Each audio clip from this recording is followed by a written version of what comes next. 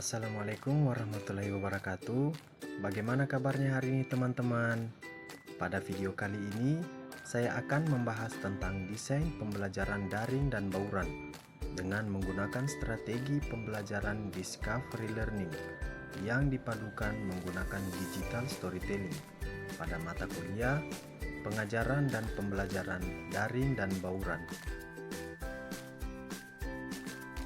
Perkenalkan, nama saya Baru Ramadan, kelas Rumpun Ilmu Pendidikan PGSD, mahasiswa Pendidikan Profesi Guru, gelombang 2, Universitas Halu Oleo 2022. Sebelumnya, model pembelajaran discovery learning adalah suatu pendekatan pembelajaran di mana siswa dalam proses pembelajaran membangun pengetahuan dan memahami konsep melalui aktivitas eksplorasi, pencarian, dan pengamatan sendiri. Tujuannya adalah untuk memfasilitasi siswa untuk menemukan konsep dan prinsip secara mandiri, bukan hanya mencari informasi secara pasif. Dengan menggunakan desain pembelajaran discovery learning ini, saya mengambil kelas 5, tema 4, sehat itu penting, mata pelajaran IPA dengan materi fungsi peredaran darah manusia. Dalam tema ini terdapat 2 kompetensi dasar, yaitu yang pertama memahami organ peredaran darah dan fungsinya pada hewan dan manusia, serta cara memelihara kesehatan organ peredaran darah manusia. Dan yang kedua yaitu menyajikan karya tentang organ peredaran darah pada manusia. Adapun alat dan media pembelajaran yang digunakan dalam desain ini yaitu HP atau laptop, lembar kerja peserta didik, Zoom meeting, Google Classroom, dan juga PowerPoint. Kemudian, desain pembelajaran ini memiliki 2 tujuan.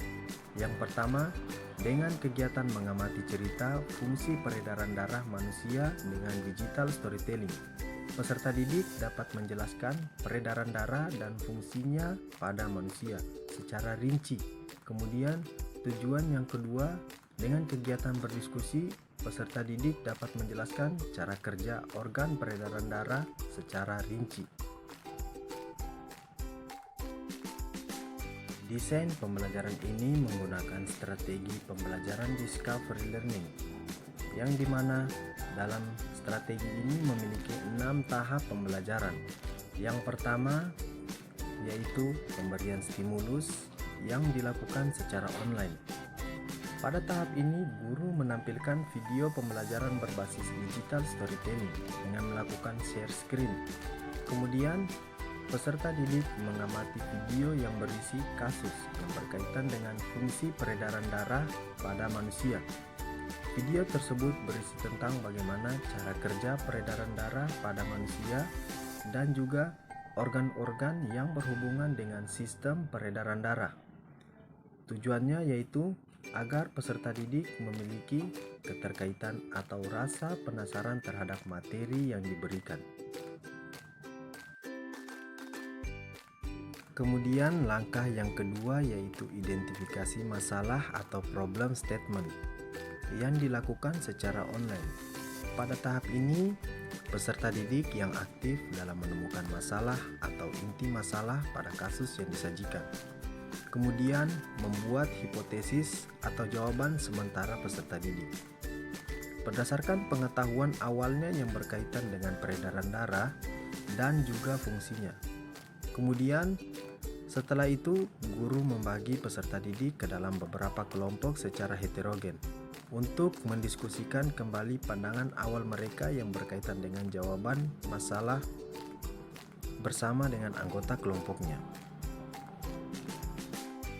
Langkah yang ketiga yaitu pengumpulan data yang juga dilakukan secara online. Pada tahap pengumpulan data ini, peserta didik mengumpulkan informasi yang relevan dengan membaca berbagai referensi tentang fungsi peredaran darah pada manusia dan juga organ-organ yang berhubungan dengan peredaran darah manusia. Selanjutnya, peserta didik beserta kelompoknya belajar dengan mengakses informasi sebanyak-banyaknya terkait materi tentang fungsi peredaran darah pada manusia dan juga organ-organ yang berhubungan dengan peredaran darah manusia. Dan pada tahap yang keempat, yaitu pengolahan data yang juga dilakukan secara online. Melalui Zoom Breakout, peserta didik berdiskusi bersama anggota kelompoknya untuk mengumpulkan materi yang telah didapat selama mengakses artikel atau bahan bacaan secara online. Dengan Zoom Breakout, guru bisa mengecek setiap kelompok secara berpindah-pindah. Dan juga langkah yang kelima, yaitu pembuktian, yang kali ini dilakukan secara offline. Pembuktian ini dilakukan oleh peserta didik dengan membandingkan hasil diskusinya dengan jawaban sementara yang telah dibuat di awal. Kemudian, setiap kelompok mempresentasikan hasil diskusinya di depan kelas. Dan tahap yang keenam sekaligus yang terakhir, yaitu menarik kesimpulan, di mana guru memberikan masukan dan persepsi terhadap hasil persentase peserta didik, dan juga guru melakukan umpan balik terhadap pembelajaran yang telah dilakukan. Kemudian, guru bersama peserta didik membuat kesimpulan terhadap materi yang telah dipelajari. Mungkin itu saja yang dapat saya sampaikan tentang desain pembelajaran daring dan bauran dengan menggunakan strategi discovery learning yang dikemas dengan model digital storytelling. Sekian dari saya. Wassalamualaikum warahmatullahi wabarakatuh.